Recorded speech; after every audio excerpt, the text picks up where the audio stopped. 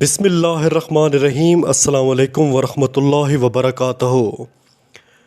بیت المقدس یہودیوں، عیسائیوں اور مسلمانوں تینوں کے نزدیک مقدس ہے۔ یہاں حضرت سلیمان علیہ السلام کا تعمیر کردہ معبد جو بنی اسرائیل کے نبیوں کا قبلہ تھا اور اسی شہر سے ان کی تاریخ وابستہ ہے۔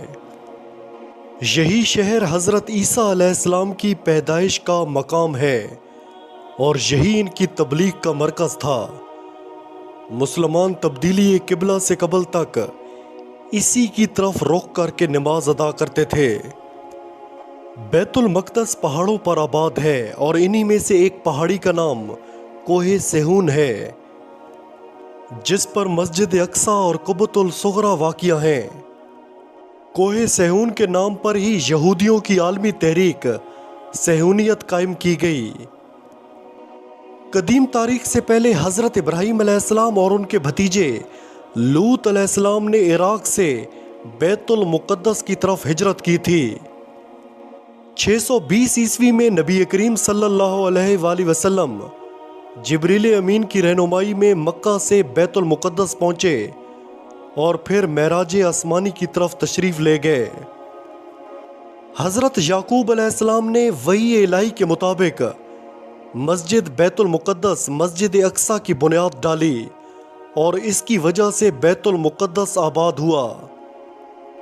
پھر عرصہ دراز کے بعد حضرت سلیمان علیہ السلام کے حکم سے مسجد اور شہر کی تعمیر اور تجدید کی گئی۔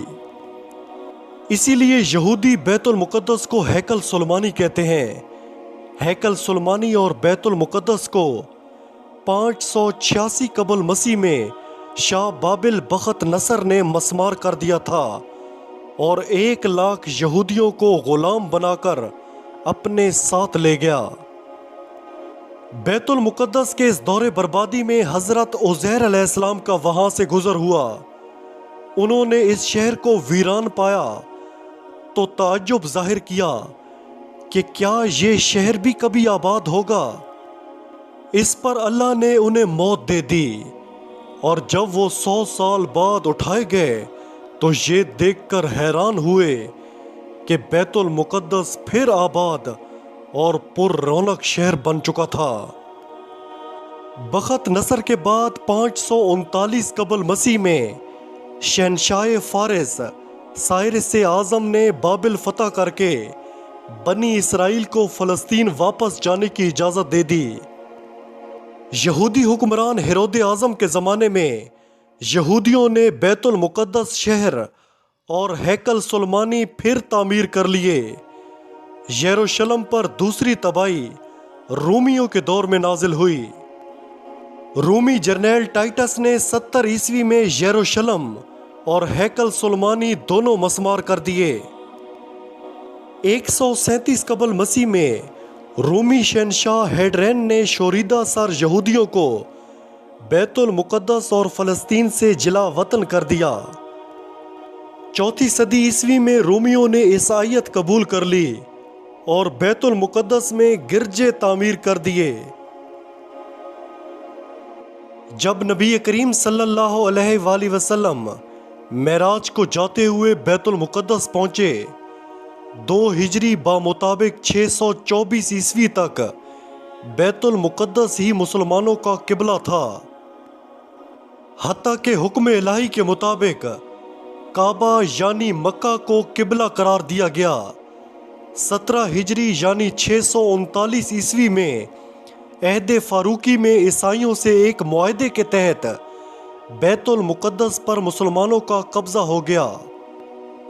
خلیفہ عبد الملک کے عہد میں یہاں مسجد اقصیٰ کی تعمیر عمل میں آئی اور صخرۂ معراج پر قبۃ الصغریٰ بنایا گیا۔ 1099 عیسوی میں پہلی صلیبی جنگ کے موقع پر یورپی صلیبیوں نے بیت المقدس پر قبضہ کر کے 70,000 مسلمانوں کو شہید کر دیا۔ 1187 عیسوی میں سلطان صلاح الدین ایوبی نے بیت المقدس کو عیسائیوں کے قبضے سے چھڑایا۔ جدید تاریخ اور یہودی قبضہ۔ پہلی جنگ عظیم دسمبر 1917 کے دوران انگریزوں نے بیت المقدس اور فلسطین پر قبضہ کر کے یہودیوں کو آباد ہونے کی عام اجازت دے دی۔